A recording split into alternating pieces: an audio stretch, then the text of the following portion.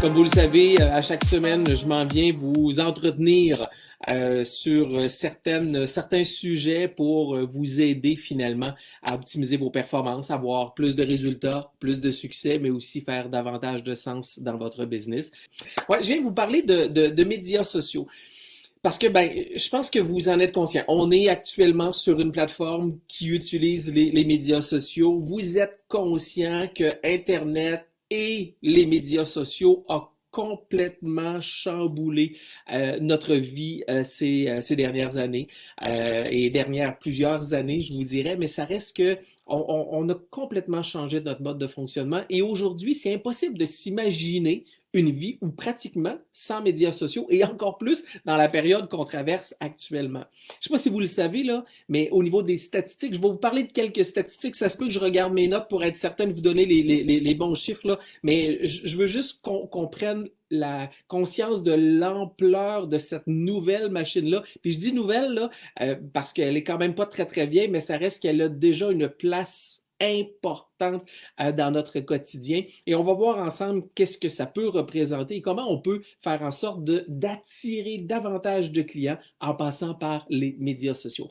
Je vous partage quelques statistiques pour qu'on comprenne très très bien l'ampleur de cette tempête-là. Je pense que je peux le dire, cette tempête-là qui est venue investir nos modes de communication, qui est venue chambouler nos façons d'échanger et qui est venue complètement modifier nos outils de communication, que ce soit au niveau social ou que ce soit au niveau business. Premièrement, sachez qu'il existe actuellement à travers le monde plus de 4,5 milliards d'internautes. 4,5 milliards, c'est fou, c'est énorme. Et actuellement, je vous dirais, la région du monde qui est en la plus grande effervescence, c'est l'Afrique. La deuxième statistique, sachez que 60% des internautes québécois indiquent que ils se fient finalement à ce qu'ils voient ou ce qu'ils entendent sur les médias sociaux avant d'acheter. Vous savez, les éternelles étoiles qu'on peut voir sur Internet ou encore les recommandations qu'on peut demander sur Facebook, etc., etc. Et les gens se fient davantage et de plus en plus à ces statistiques-là avant d'acheter. Même que 67% des Québécois disent qu'ils vont se fier à ce qu'ils voient sur Internet ou à leur père ou des relations au niveau des médias sociaux avant d'acheter. Donc, l'effet de bouche à oreille, l'effet de référencement est extrêmement amplifié par la mesure des médias sociaux. C'est différent de ce qu'on avait auparavant, mais ça reste que ça devient un nouveau mode de bouche à oreille pour faire en sorte d'augmenter finalement l'impact des médias sociaux et du référencement dans nos différentes business. Quatrième statistique, 70% des internautes disent suivre une personnalité, une entreprise, une business ou quoi que ce soit sur les médias sociaux. C'est encore une fois énorme, 70% des gens. Et sachez que ces dernières tendances que je viens de vous mentionner là, sont totalement à la hausse et je vous dirais qu'avec la période qu'on traverse actuellement, les chiffres ont probablement énormément augmenté. Possiblement artificiellement pendant un petit bout de temps, mais ça reste que ça a un impact hyper important. Mais j'ai gardé cette dernière statistique-là pour la fin parce que selon moi, elle est hyper importante. Elle est une statistique qui vient du magazine Forbes, du magazine américain qui dit que près de 80% des professionnels qui utilisent les médias sociaux ont de meilleurs résultats que ceux qui les utilisent pas. Donc, près de 80% des gens qui utilisent les médias sociaux amènent des résultats avec eux et d'entre eux, 40% disent faire des affaires par le biais des médias sociaux. Et je vous confirme que je fais partie de cette statistique-là. Donc, juste de comprendre l'impact des médias sociaux, c'est un point extrêmement important. Et donc, ça fait en sorte qu'aujourd'hui, les médias sociaux deviennent un outil de communication et un outil de business incontournable, vraiment incontournable. Cependant, je vous mets tout de suite un bémol. L'objectif avec les médias sociaux, c'est de travailler avec ceux-là correctement en fonction de chacune de vos business et de ne pas nécessairement concentrer que vos communications à partir de là. Les médias sociaux sont un outil incontournable, mais je vous le répète, c'est pas le seul. Il faut être capable à quelque part de diversifier vos différents moyens de communication pour être en mesure de rejoindre votre clientèle. Mais aujourd'hui, on va se concentrer sur le volet médias sociaux. Comment attirer des gens? Parce que là, vous venez de voir à quel point c'est important dans notre vie aujourd'hui, les médias sociaux, et à quel point, tant au niveau social qu'au niveau business, ça devient important. Pour plusieurs d'entre nous, les médias sociaux, la porte d'entrée des médias sociaux était un volet plus social, plus relationnel. Mais comment on fait aujourd'hui pour prendre ce volet social-là et vous aider à le transformer dans votre business? Bien, aujourd'hui, je vais aller partager avec vous 5 conseils. 5 conseils pour vous aider finalement à vous attirer davantage de monde sur les réseaux sociaux. La première chose qui est importante à comprendre avant de rentrer dans les conseils directs, c'est qu'il faut juste comprendre que partir sur les médias sociaux là, et décider d'attirer des gens sur les médias sociaux, ça ne se fait pas sur un coup de tête. Vous commencez à me connaître, si vous êtes là depuis un petit bout de temps, il faut prendre le temps de préparer les choses et de planifier les choses. C'est quand même important. Il ne faut pas se lancer dans une galère et dire, let's go, qu'est-ce qu'on fait? La première chose que je vous dirais, c'est de jouer à l'agent 007. Qu'est-ce que ça veut dire? Devenez un tout petit peu curieux et allez voir dans votre domaine d'activité qu'est-ce qui se passe autour de vous. Okay? Qu'est-ce qui se passe autour de vous? Qu'est-ce qui se dit dans votre domaine d'activité? Allez voir ce qui se fait. Allez voir comment les autres transgissent, comment ils travaillent au niveau des réseaux sociaux pour vous donner une idée de comment vous pouvez vous retrouver là-dedans. C'est important de s'inspirer et de partir de cette façon-là. Donc, jouez au 007. Recherchez, allez voir ce que vous appréciez chez les autres et allez voir aussi peut-être ce qui vous dérange chez les autres et de voir comment vous pouvez trouver votre propre couleur. Parce que c'est ce qui est important. Hein? Votre unicité, elle est importante parce que c'est ce qui va vous permettre de vous démarquer, de vous distinguer, de vous démarquer. Et plus vous allez vous démarquer, plus les gens vont vous remarquer. Et immanquablement, ça va faire en sorte que les gens vont se mettre à vous rechercher et là, ils vont vouloir vous acheter. Donc, votre capacité de vous distinguer, d'exprimer votre propre unicité, elle est extrêmement importante. Parce que après, ça va être de partir sur les médias sociaux et l'objectif n'est pas de partir à la course et de dire, OK, qu'est-ce que je fais? J'ai un profil lié, je vais attirer du monde. Non, c'est pas comme ça que ça fonctionne non plus. Il faut prendre le temps de bâtir une communauté, faire en sorte de développer vos relations. Possiblement que socialement, cette communauté-là est déjà autour de vous, mais est-ce qu'il y a des gens dans votre cercle social, dans votre cercle d'influence naturelle qui pourraient se transformer vers des clients potentiels? Peut-être qu'il n'y en a pas, mais il faut juste prendre conscience que des fois, ça peut être des vases communicants. Des fois pas, mais il faut juste prendre conscience que pour transformer des gens du social au business, ben, il faut leur parler différemment parce qu'on n'est pas dans le même environnement. Donc, il faut juste ajuster notre langage en conséquence et ajuster également notre contenu pour être en mesure d'attirer davantage de monde au niveau des médias sociaux pour notre business. Alors, les 5 conseils pour justement travailler de cette façon-là. Le premier conseil que je vous donne, et là, vous allez me reconnaître si vous êtes là depuis le début, vous allez même reconnaître mes paroles, mais il est important que je vous le répète, communiquer avant de promouvoir.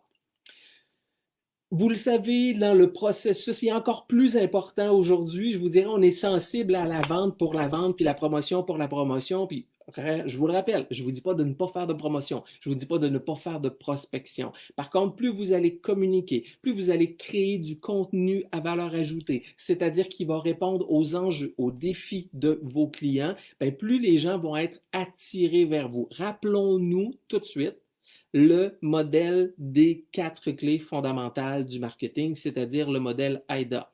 Le premier chose, AIDA, A, le A pourquoi? Attirer l'attention, c'est-à-dire piquer la curiosité. Le I, pourquoi? C'est créer de l'intérêt.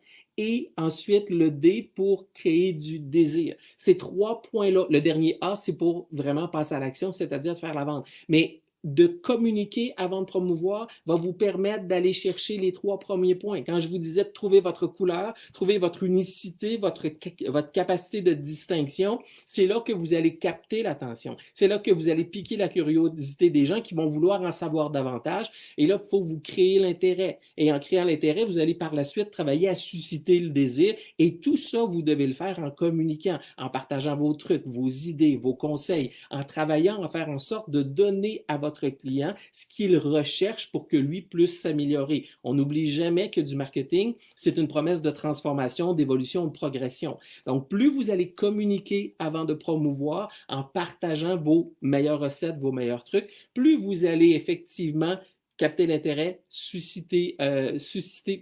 capter l'attention, susciter l'intérêt et créer du désir au niveau de votre communauté. Et comme ça, vous allez attirer des gens autour de vous. Donc, plus vous allez travailler en premier point à communiquer avant de promouvoir, plus vous allez créer une communauté autour de vous et plus par la suite, quand vous allez arriver avec des offres, avec des promotions, votre communauté va être davantage attentive parce que vous leur avez donné de la valeur. Vous n'arrivez pas comme un vendeur, un vendeur que j'appellerais, excusez-moi l'expression, vous arrivez davantage comme quelqu'un qui est là pour les aider à atteindre leurs objectifs. Encore une fois, vous reconnaissez probablement les paroles que je suis en train de vous mentionner là. Donc, soyez pertinent, soyez généreux, partagez vos bons trucs, mais je vous le répète, la meilleure chose à partager, c'est les réponses aux enjeux, défis, problèmes, rêves et désirs de vos clients.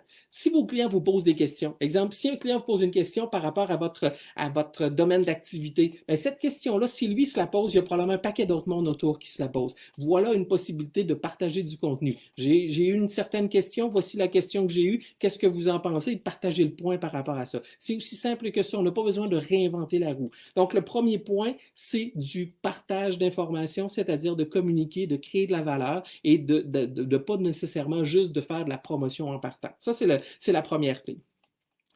La deuxième clé, je vous dirais qu'elle pourrait même être en premier lieu. Ciblez votre auditoire. Vous ne pouvez pas parler à tout le monde. Encore une fois, si vous êtes là, vous vous en souvenez, je l'ai répété à plusieurs reprises. Il est où votre client idéal? Où se trouve votre client idéal?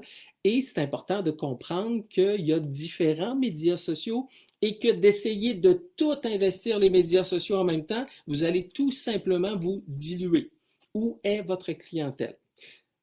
Chose importante, ça dépend tout le temps du contexte. Et là, permettez-moi de m'expliquer. À l'habitude, moi, ma clientèle est davantage une clientèle que je vais retrouver sur LinkedIn. Parce que c'est un réseau d'affaires et que moi, ma clientèle est davantage une clientèle d'affaires. Donc, juste de comprendre également où est votre clientèle. Il y a certainement des médias sociaux qui se relaient, qui sont plus tendances ou qui sont plus populaires que d'autres. Voyez-vous, actuellement, là, il y a quelques années, on disait qu'Instagram, c'était juste pour les jeunes. Alors, il n'y a pas de problème, c'est juste pour les jeunes, c'est les jeunes qui sont là. Aujourd'hui, je vous dirais qu'Instagram est en train de damier le pion à bien d'autres médias sociaux et qu'encore une fois, il y a un grand potentiel d'attraction pour aller chercher de la business de ce côté-là.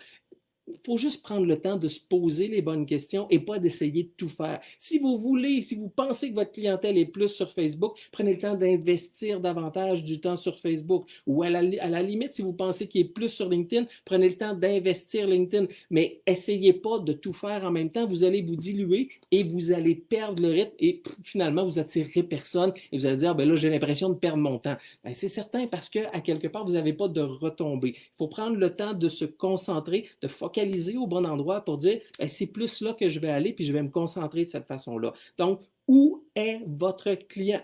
D'où l'importance de vous poser la question avant d'arriver sur les réseaux sociaux, qui est votre clientèle cible? Et je vous le répète, vous ne pouvez pas parler à tout le monde. Si vous essayez de parler à tout le monde, vous parlez à personne. Donc ça, c'est un point très important. Ciblez votre clientèle et investissez le média social qui est plus à propos pour la clientèle que vous desservez. Donc, le premier point, je vous l'ai dit, communiquer avant de promouvoir, c'est-à-dire créer de la valeur. Le deuxième conseil que je vous donne, ciblez votre auditoire et choisissez le média cohérent ou pertinent en fonction de votre clientèle cible. Troisième, cultivez votre image de marque distinctive. Je reviens à ce que je vous disais tout à l'heure, votre unicité, elle est importante. Mais il faut juste être conscient de votre branding, c'est-à-dire de votre image. Les gens sont très attentionnés par rapport à l'image qu'on projette. D'ailleurs, je le dis toujours, notre image de marque est la clé de voûte de tout processus d'achat. Si, quand vous rencontrez quelqu'un, avant même d'avoir entré dans un processus d'achat, vous êtes intéressé, si vous rencontrez quelqu'un, puis la personne ne vous incite pas à aller plus loin, c'est-à-dire à créer de l'intérêt, elle ne pique pas votre attention positivement ou au contraire négativement, qu'est-ce que vous allez faire? Vous allez tourner les talons, vous allez vous en aller. C'est exactement la même chose sur les médias sociaux. C'est aussi plate que ça à dire. Qu'est-ce qui a fait la mauvaise presse de la vente depuis des années? Est-ce que c'est les produits qui étaient vendus? Est-ce que c'était les organisations? Non, c'était très souvent les vendeurs eux-mêmes, l'image qu'ils projetaient, l'image de cette personne-là à qui on peut difficilement faire confiance, l'image de pédaleur, de vendeur, et mettez tous les noms que vous voulez. Bien, cette porte d'entrée-là, elle est importante. Vous devez être attractif pour vos clients, autant en personnel que dans tous vos médias sociaux. Alors, quel sera votre branding? Quelle est votre image de marque que vous voulez développer? Il est extrêmement important de réfléchir à ça, autant sur comment vous allez vous comporter, parce que votre branding tient compte de ça également. Vos attitudes, vos comportements, ils sont importants en présentiel, en live, mais ils sont tout aussi importants par rapport aux médias sociaux. Il faut réfléchir à comment on va interagir et qu'est-ce qu'on veut projeter comme image. Et comprenez-moi bien, quand je vous dis de projeter une image, l'important, c'est d'avoir le plus d'authenticité possible. Plus votre image va être proche de ce que vous êtes, plus vous allez être attractif, parce que les gens reconnaissent cette authenticité-là. Il est extrêmement important de la reconnaître. Comment vous allez la partager? C'est à vous de voir. C'est à vous de voir comment vous allez partager ou diffuser cette image-là. Mais chose certaine, vous devez avoir la cohérence dans votre image. Elle est extrêmement importante parce que les gens vont devoir être attirés par ce que vous projetez. Et quand je vous le répète, votre image, c'est pas juste un logo, là, ou c'est pas juste des couleurs. C'est vos comportements, ce que vous allez partager, ce que vous allez dire, c'est-à-dire l'expression de votre expertise, de vos connaissances, de vos compétences, de votre unicité, de votre empathie, de votre capacité à vouloir aider votre client à atteindre ses objectifs. Tout ça, ça fait partie de votre branding. J'ai une très, très bonne amie, une coach à moi qui dit souvent ceci: ce que l'œil voit, l'œil croit. Gardez ça en tête. À tort ou à raison, comprenez-moi bien, je ne porte pas de jugement, à tort ou à raison, mais juste de comprendre à quel point sur les médias sociaux, cette image-là, elle est importante. Il faut juste prendre le temps de bien la gérer et pas jouer une game. Ça, c'est hyper important de ne pas jouer une game, c'est d'être le plus authentique possible dans tous vos échanges et dans votre capacité de vouloir aider, encore une fois, communiquer avant de promouvoir par rapport à ça. Donc, je suis rendu où? Excusez-moi, j'en perds le fil. Les trois premiers. 1, communiquer avant de promouvoir. Deuxièmement, cibler votre auditoire. Assurez-vous d'avoir une clientèle cible et d'avoir le média social qui correspond à votre clientèle cible. Troisièmement, cultivez votre image de marque distinctive. Quatrième point, constance.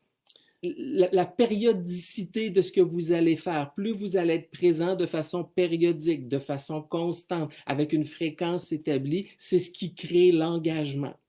Donc, juste de comprendre que la périodicité, vaut mieux être en mesure de partager du contenu une fois par semaine en continu que de partager 5 fois dans une semaine puis arrêter de parler pendant 2 semaines.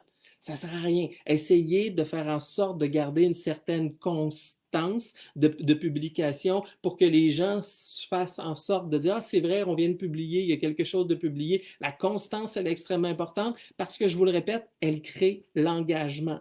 Ce que j'appelle, moi, avoir une présence stratégique, c'est-à-dire de faire en sorte de toujours rester à l'esprit de votre client, de toujours être en mesure d'être présent pour lui quand il aura besoin de vous. Donc, d'avoir un léger petit, excusez-moi l'expression anglophone, reminder qui dit: ah, voilà, je suis là. Oups, voilà, je suis là. Qu'est-ce que vous avez à partager dans cette constance-là? C'est à vous de le voir. Je vous le répète, communiquer avant de promouvoir. Vous pouvez partager des idées, des trucs, des conseils. Vous pouvez faire des Facebook Live, vous pouvez faire des vidéos, vous pouvez tout simplement publier un texte que vous avez fait ou encore une citation. Vous voyez, les citations également sont des choses, mais l'important, c'est de rester présent à l'esprit de votre client idéal. Et pour ce faire, vous devez vous engager dans une certaine constance.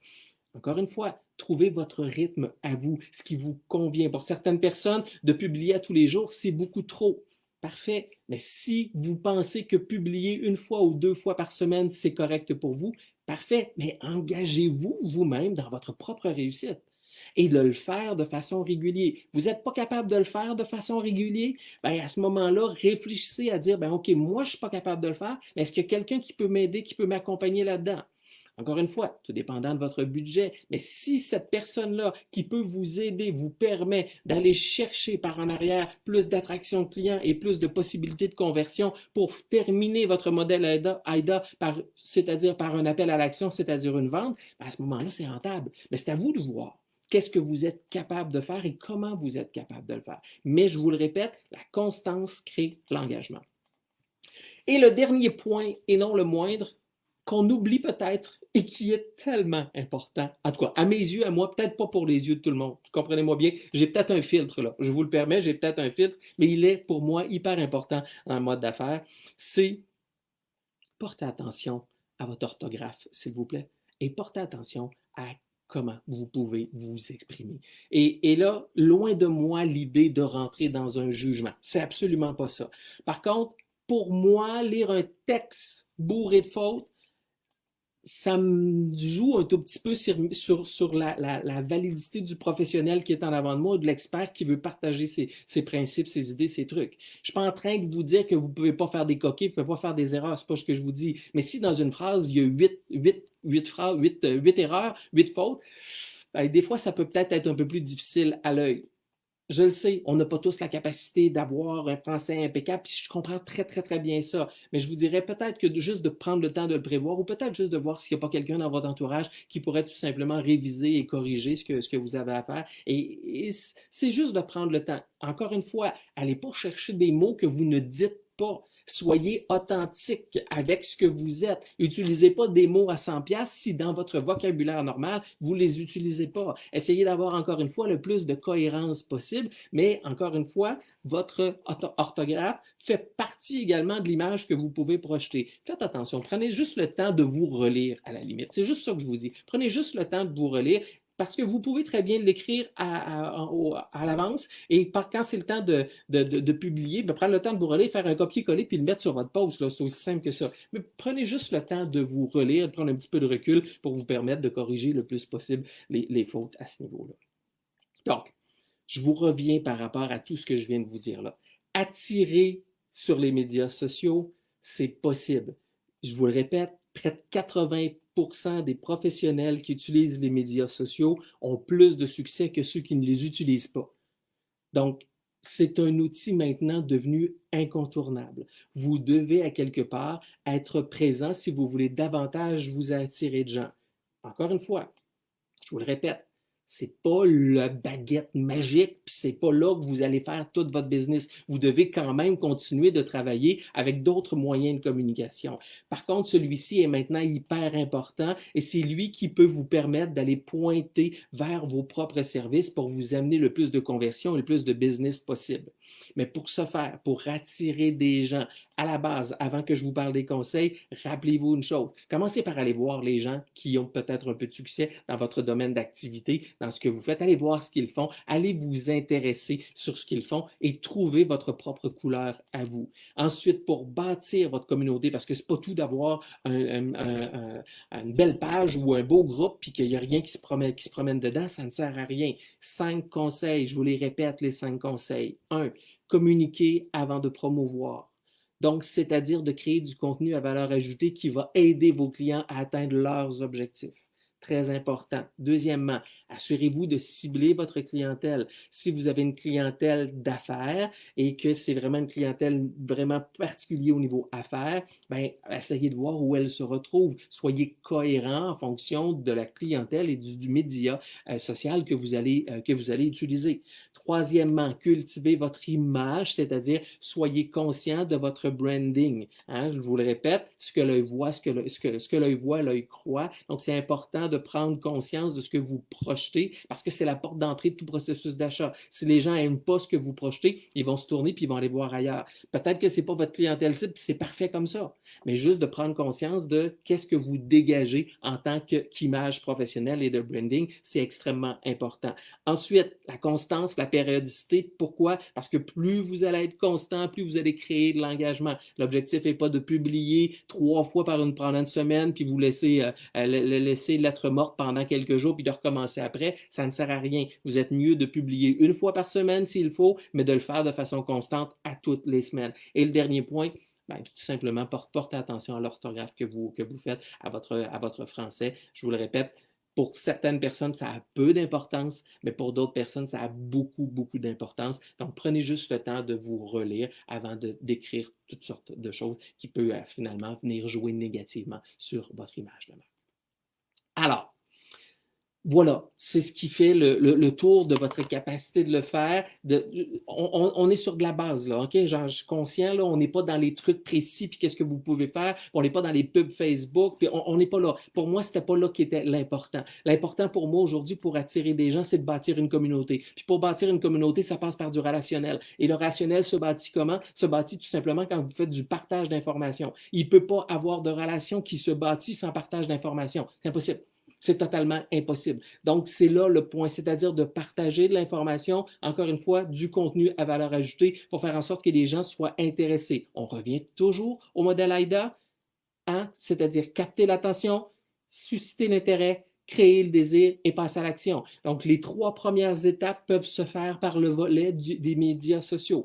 J'ai volontairement occulté tout le volet publicitaire parce qu'évidemment, la publicité est intéressante, elle est très intéressante sur Facebook. Mais encore une fois, ça demande une certaine expertise. On pourra peut-être en reparler. C'est pas mon expertise à moi, soit dit en passant, mais ça reste qu'il y a une possibilité d'aller aussi attirer des gens de ce côté-là. Mais pour ce faire, il y a d'autres stratégies préalables à faire. On ne fait pas une publicité pour faire une publicité. Il faut qu'elle ait un but, il faut qu'elle ait un objectif. Il faut savoir comment faire pour aller s'attirer ces gens-là. Mais avant tout ça, je vous dirais, le principal, c'est de commencer à travailler une communauté autour de ce que vous voulez. Alors, chers amis, chers ambitieux, je vous remercie sincèrement. Je vous souhaite un superbe de week-end. C'était Vincent, votre optimisateur de performance, qui vous dit ciao tout le monde et bon week-end et à bientôt.